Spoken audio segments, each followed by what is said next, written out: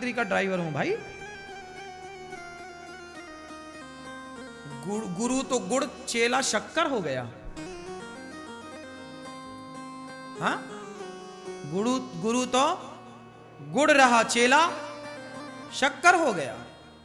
ऐसे ही है। धोबी भाई साहब धुल रहे थे कपड़ा, पंडित जी आए। पंडित जी बड़े भक्त थे, भगवान के उपासक थे। आए, रोज नहाने आते थे, आज भी नहाने आए। अच्छा, उनका नियम था नहाने के बाद सूर्य भगवान को, पहले के लोग नदियों में जाए ना तो नदियों में ही जल चढ़ा देते थे, तालाब में जाए तो तालाब में ही सूर्य भगवान की तरफ मुंह करके सूर्याय नमः आदित्याय नमः भगवान। जब पंडित जी जल चढ़ाने लगे तो धोबी ने कपड़ों को जोर जोर से पीटना स्टार्ट किया। तो जो कपड़ों का गंदा छीटा जल था, छीट नहीं पड़ते, कपड़ों का निकलता है, वो गंदा पानी पंडित जी की अंजलि में जाके गिरा हाथ में, और उसी से वो सूर्य भगवान को अर्घ दे रहे हैं। तो सूर्य अर्घ में उस जल में वो कपड़ों का धौमन गिर रहा था, गंदा पानी। जबकि धोबी को चाहिए ये था कि जब कोई जल चढ़ा रहा है तो जरा 1 मिनट के लिए भैया रोक लो कि जल पूरा हो जाए। पंडित जी तो जल चढ़ाते रहे, पंडित जी भी ना रुके, वो अपना जल चढ़ाते रहे, सूर्याय नमः आदित्य, पानी गंदा पड़ता रहा। ये दृश्य भगवान ने देखा। भगवान नारायण लेटे लेटे देख रहे हैं, अरे बड़ा गलत कर रहा। सुदर्शन को आदेश दिया, सुदर्शन जाओ जाओ धोबी का सिर काट के लाओ। सुदर्शन चले धोबी का सिर काटने। जब तक सुदर्शन भगवान पहुंचे तब तक पंडित जी की पूजा हो गई पूरी, और जो पूजा पूरी हुई पंडित जी ने बोला, क्यों रे नालायक, मैं पूजा कर रहा था, तुझे दिखाई नहीं पड़ रहा? 2 मिनट रुक नहीं सकता? गंदा पानी डाल रहा। अब पंडित जी जो लड़ाई शुरू की है। धोबी बोला, मैं कम हूं क्या, मैं क्यों काम रोकूं? तुम दूर नहीं जा सकते उस वाले घाट में, तुम्हें भी यहीं आना था। अब सुदर्शन भगवान को आदेश क्या मिला था? भगवान ने क्या बोला सुदर्शन से, जाओ धोबी का सिर काट के आओ। अब सुदर्शन जी आए तो वहां तो लड़ाई चल रही थी पंडित जी में और धोबी में। सुदर्शन घबराए कि भगवान ने कहा है कि धोबी का सिर काटना है, इन दोनों में धोबी कौन है ये कंफर्म नहीं हो रहा। सुदर्शन वापस चले गए। भगवान ने पूछा, हो गया सिर काटने का काम? अरे प्रभु ये तो बताओ कि उन दोनों में धोबी कौन है? धोबी तुम्हें नहीं पता? अरे बोले दोनों वो लड़ रहे थे।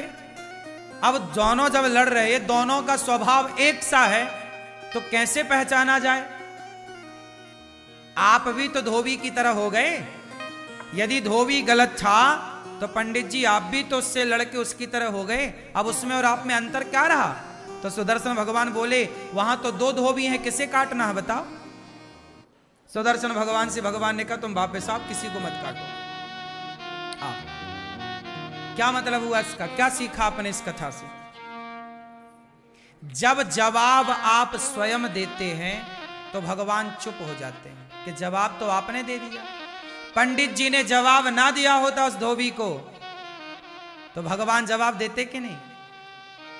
इसलिए कोई आपको गाली दे, आपको अपमानित करे, आप तो सॉरी कान पकड़ लो भैया, आप सही हम गलत।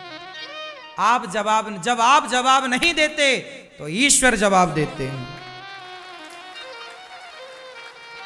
और आप जवाब दे देते हैं तो भगवान ठंडे पड़ जाते, भैया तुम ही निपटो सुलझो, फिर हमें काहे, तुम कर लो अपने। जब तुझसे ना सुलझे तेरे उलझे हुए धंधे, तब भगवान के इंसाफ पे छोड़ दे ए बंदे, वही तेरी मुश्किल आसान करेगा।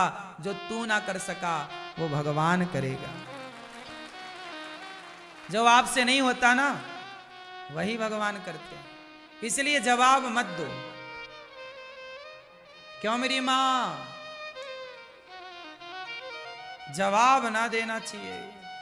मैं केवल सुना नहीं रहा हूं कथाएं, मैं इन सब पे अमल भी करता हूं। इसलिए तुरंत एक वीडियो बना के डाल देता हूं। सॉरी शक्तिमान, कोई भी बात हुई, हाँ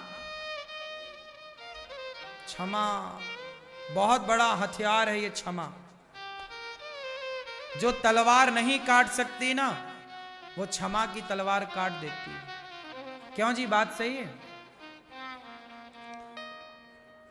दुशासन ने द्रौपदी से क्षमा मांग ली होती, दुर्योधन ने द्रौपदी से क्षमा मांग ली होती कि मैंने तेरे कपड़े उतारे द्रौपदी, गलती हो गई, क्षमा।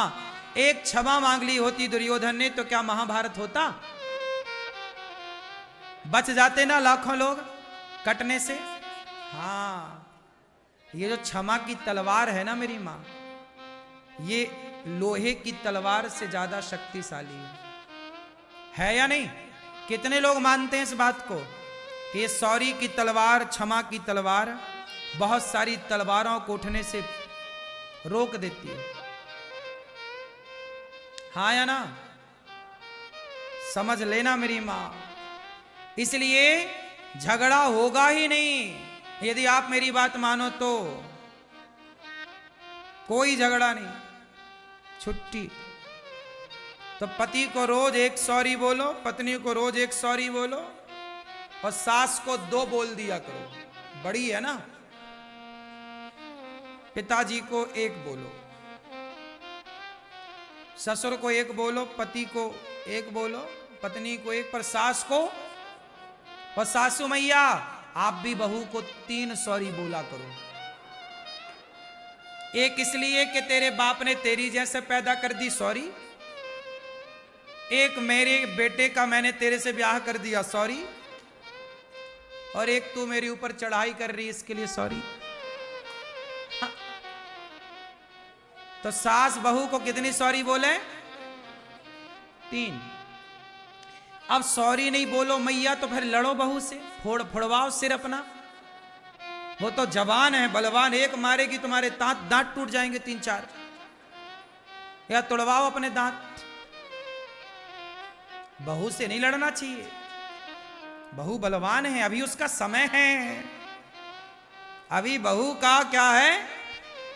जवानी है, समय है, रुतबा है। जब ये खुद बूढ़ी होगी तब अक्कल आएगी इसे। जवानी अंधी होती है, मैंने सुना है। ये बात सही है कि गलत है?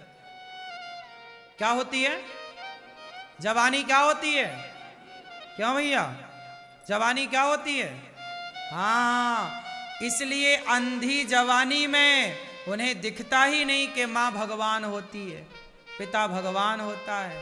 काश वो आंखों की पट्टी हटती तो माता पिता में भगवान नजर आते, फिर भला कोई जवान बच्चा, बहू या बेटा अपने बूढ़े माँ बाप का सम्मान क्यों ना करता, अपमान क्यों करता? अंधा है इसलिए तो बाप में भगवान नजर नहीं आया। जवानी है ना साहब, खून गर्म है, अंधी है। इसलिए सास को कहती है बुढ़िया ज्यादा बोल मत, क्योंकि ये बहू नहीं बोल रही है, ये उसका समय बोल रहा है। लेकिन समय अर्जुन का था कि वो महाभारत जीत गए, लेकिन वही अर्जुन का जब समय बिगड़ा तो जंगल के भीलों से हार गए थे। बोलो हाँ, अर्जुन किसको हराए? महाभारत में सबको हराए। अर्जुन बड़े धनुर्धर हैं, बोलो हाँ, लेकिन वो बड़े धनुर्धर अर्जुन, महाभारत को जीतने वाले अर्जुन, जब समय बिगड़ा तो जंगल के भीलों से हारे थे कि नहीं? जब द्वारिका से भगवान कृष्ण की पत्नियों को लेकर आ रहे थे तो रास्ते में जंगल के भील मिल गए और युद्ध हुआ, हार गए, टिक ना पाए अर्जुन, भागना पड़ा, छीन ली भगवान की पत्नियों को। हाँ,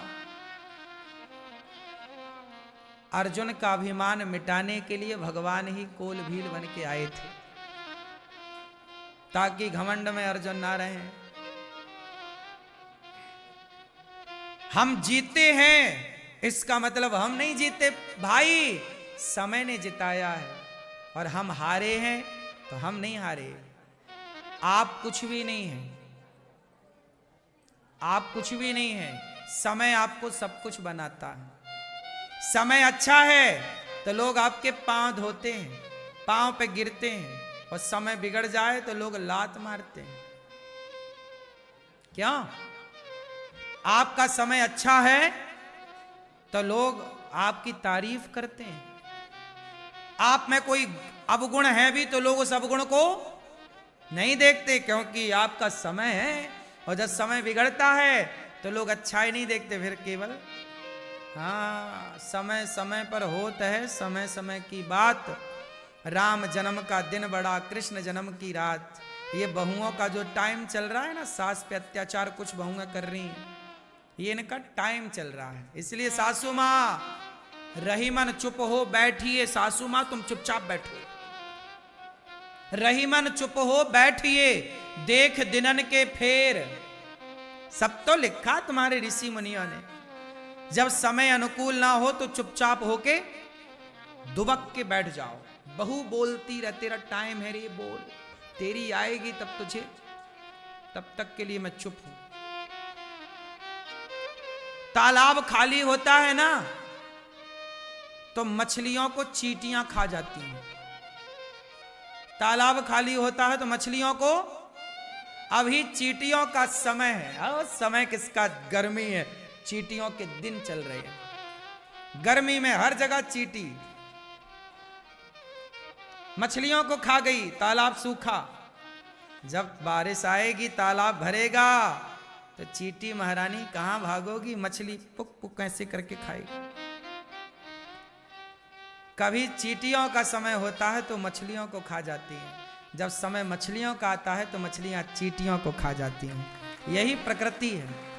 समय आपका होता है आप किसी को निगल जाते हो, जब समय उसका होता है वो आपको निगल जाता है। वही है, बड़ी मछली छोटी मछली को गप्प कर लेती है, हाँ या ना। आज बहू का समय बढ़िया चल रहा है, पति उसके कब्जे में है, तुम बूढ़ी हो गई हो। और लेकिन बूढ़ी बूढ़ी अम्मा भी कम नहीं रखती, हाँ मैं बूढ़ी हुई तो क्या हुआ, हाँ, ये भी डराए रहती है बहुओं को। हाँ कई बहुएं तो पानी मांगने लगती हैं सास के सामने। सासें भी बहुत बोलती हैं, लेकिन खाए बिना रह जाएंगी, एकादशी कर लेंगी पर बोले बिना नहीं।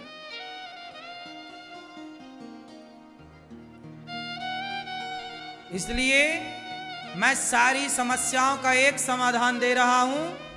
सास बोलेगी कितने सॉरी, बोलो मैया, और बहू बोलेगी कितने सॉरी, 2। मैया बहू है कहां है, 3 सॉरी बोलना, ये प्रपंच बिल्कुल ना पालना, कुछ ना बोलना, सॉरी बस, बहू सॉरी सॉरी सॉरी, गिन के 1 सॉरी 2 सॉरी 3 सॉरी, ये बहू तू संभाल अपना सॉरी। ये प्रपंच तुम यहीं बोल रही हो, बहू के सामने कितना बोलती होगी। चुप रहो बस।